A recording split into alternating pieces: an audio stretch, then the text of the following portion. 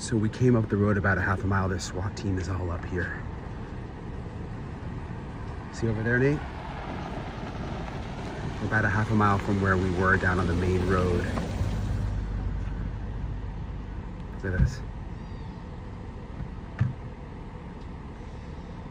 They're apparently checking houses looking for Vance.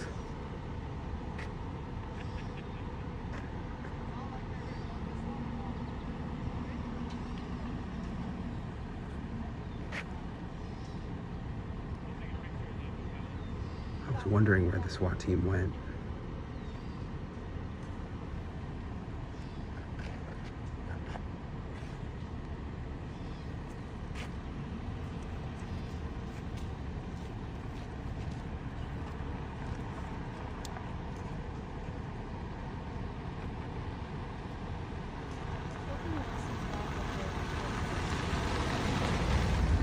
So SWAT teams are now going door to door, basically, in Sibley County, looking through people's garages, their sheds, and their homes in hopes of finding Vance Boelter.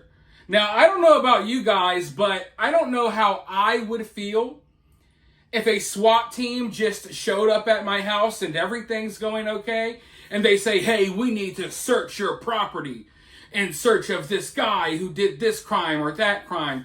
It's one thing if you're out there searching in the field, maybe you want to search the barn, but to bring the SWAT team in my house when everything's okay, I'm literally watching you guys search for Vance on the news, and now you're in my bedroom like I'm a criminal hiding Vance, that would make me feel uneasy. Now, the reason why law enforcement is focusing on this area is because, oddly enough, weirdly enough, folks, we know that Vance was last spotted in a cowboy hat. He was caught on some type of surveillance footage, and oddly, conveniently enough, they found Vance's cowboy hat just sitting perfectly placed on the side of the road.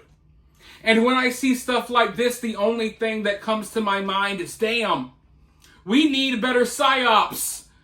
This looks like a movie to me. Sorry, I find this a tidbit unbelievable.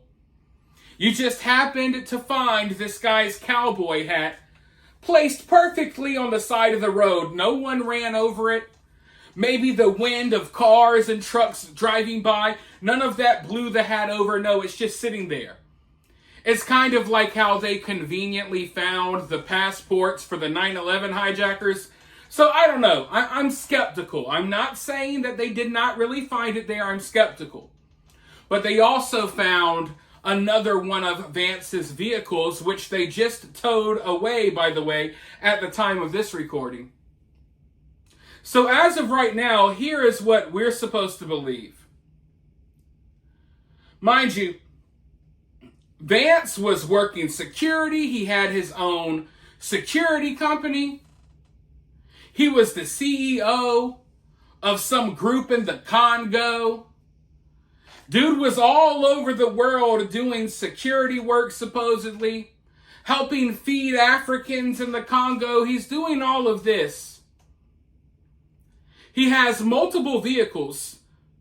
You know, when he went and assassinated the lawmakers, he was in what looked like a police SUV, which was really his security truck, but it had lights like a police car. He left that vehicle at the scene. Now they found an entirely different vehicle that they say belongs to him. Mind you, they just found his wife last night trying to escape. I don't know what she had planned, but she had a firearm in her car. She had passports. She had a lot of money. She had a few of the kids that she has with Vance. Not all of their kids, but she had their younger kids with her. It looks like she was getting ready to make a run for it in an entirely different vehicle. So as of right now, we know that Vance has at least 3 or 4 cars, but we're supposed to believe that he was living with random roommates at some other house, living with a fat Papa John's pizza delivery man. None of this is adding up. The guy had a nice home, a wife, a family, all of these vehicles, yet for some reason he's staying at some other house. He's a roommate of a pizza driver staying at some other house. It's just so weird. My gears are turning as I make this video because I'm just thinking, what is really going on here? Now, it just so happens that the roommate he was living with at this mysterious home that wasn't his home, it just so turns out that he says that Vance voted for Trump. Yet he refused to allow reporters to look at his phone and see the messages that he claimed he got from Vance. He refused to even read Vance's message that he sent him again, because he read it once and then journalists and reporters wanted him to read it again and he refused. And my question is, if this is such a high-profile investigation, you know for a fact that Vance's supposed Papa John's delivering roommate has evidence on his phone. He has messages from Vance on his phone and all of this stuff. Why hasn't law enforcement confiscated this guy's phone? Why? In a situation like this, you would think that they would confiscate the roommate's phone for a little while, at least as part of their initial investigation. But no, he has his phone with all of this evidence, all of these messages from Vance that he's just reading to the media, telling them that Vance voted for Donald Trump, even though Vance's entire background would suggest otherwise. Even though we know that he worked for Tim Walz, even though we know that he was a strong supporter of African immigrants coming to Minnesota, he was working in Africa, in the Congo with these people, a strong advocate for these people, and it just so happens, they say he has a long list, a long hit list, mostly Democrats, right? But it just so happens the one person that he goes and kills, mind you, he targeted other people, but the main person he targeted, right, happened to be a Democrat that voted outside of party lines and voted against illegal immigrants receiving health care benefits. It just so happens that was his main target. This guy, who is an advocate for African immigrants in Minnesota. Yet we're supposed to believe that he's a hardcore Trump supporter because some fat pizza delivery guy said so, despite the fact that this guy has a whole other house with his family not too far away, yet he's living here with the pizza delivery man. I don't know. It's all really weird. I wonder if he was living in that house as he planned this attack. Or was he living at that house to try to, I don't know, throw law enforcement off from where to go or where to find him? I don't know. Was he trying to distance himself from his wife and his family the closer the time came to where he knew he was going to do something crazy like what he did? I don't know what was going through his mind, but I know what's going through my mind, and that is that this stuff is not adding up at all. But instead of trying to figure out what's really going on here, it seems like the main focus of this story is just trying to figure out who this guy voted for. That's all anyone wants to know. Did he vote for Trump? Did he vote for Kamala Harris? Did he vote for Joe Biden? Did he vote for Trump? And look, if this guy is a Trump supporter, if he voted for Trump, then I'm okay with that. It is what it is. If that's the facts, that's the facts. The problem is, though, anytime anyone does something crazy in this country, it's blamed on Trump. Anytime anyone commits some type of heinous crime, they're labeled as a Trump supporter. Even when people literally try to kill Trump, the media tries to convince us that they're Trump supporters. So that's why people like me are really hesitant when it comes to believing those narratives, because we know that a lot of people out here suffer from TDS. Donald Trump is the center of their universe. Everything that goes on in the world revolves around Donald Trump to them. Any and everything that goes wrong is Donald Trump's fault. These people can look at this video, get angry, and stand up quickly and stump their toe on their freaking table or something, and they'll blame Trump for that. So when I'm looking at stories like this one, and the narrative is, oh God, he voted for Trump,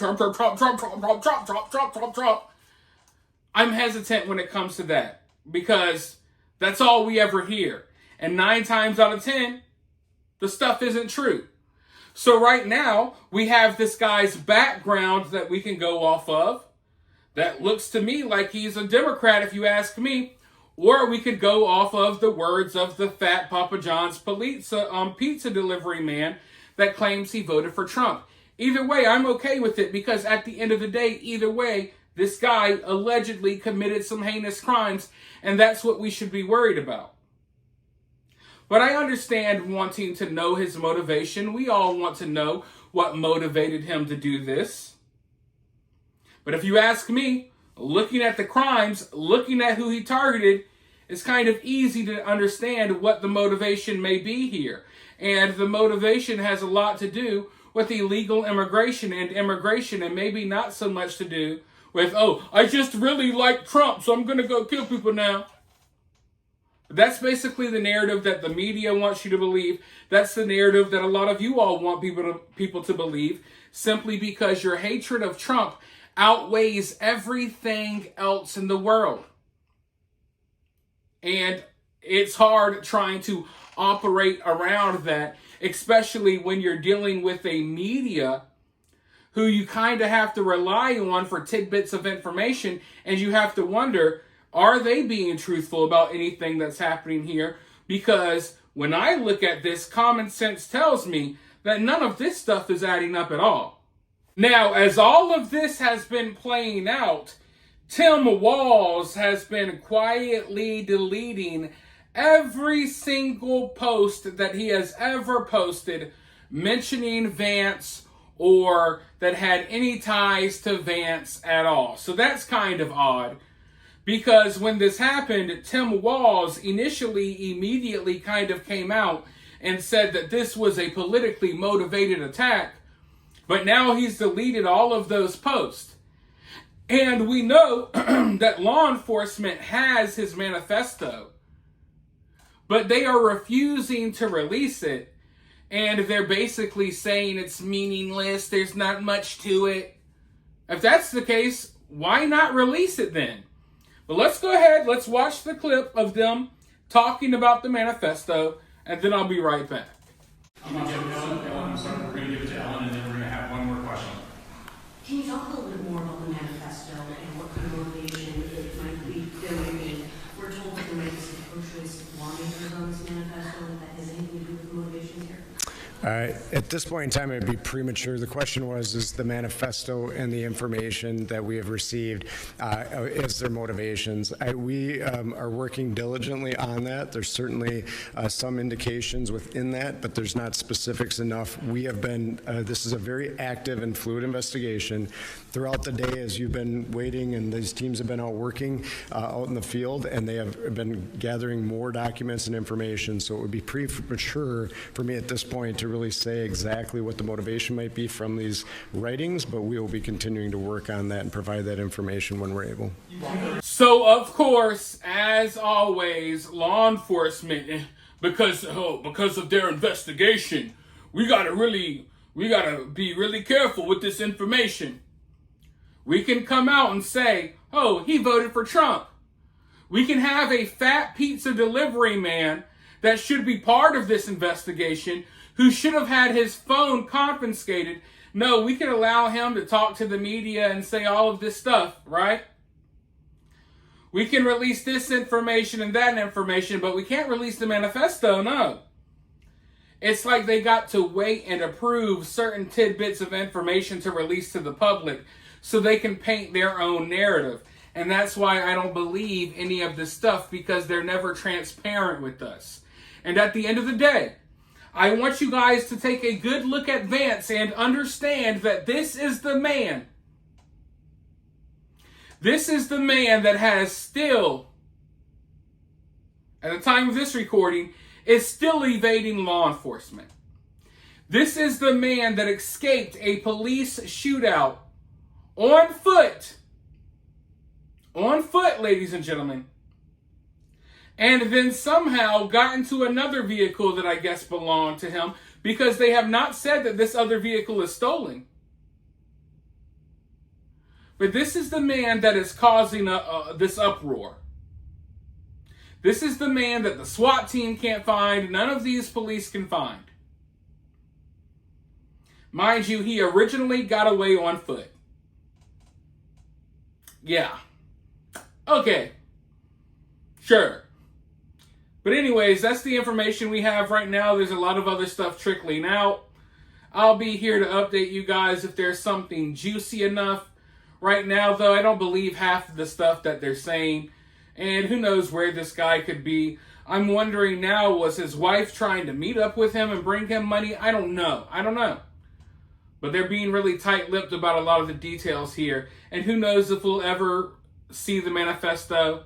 I guess we'll just have to wait and see. But for now, you guys let me know your thoughts down below. While you're down there, hit that thumbs up, hit that subscribe, ring that notification bell, and I'll talk to you all very soon in the next video.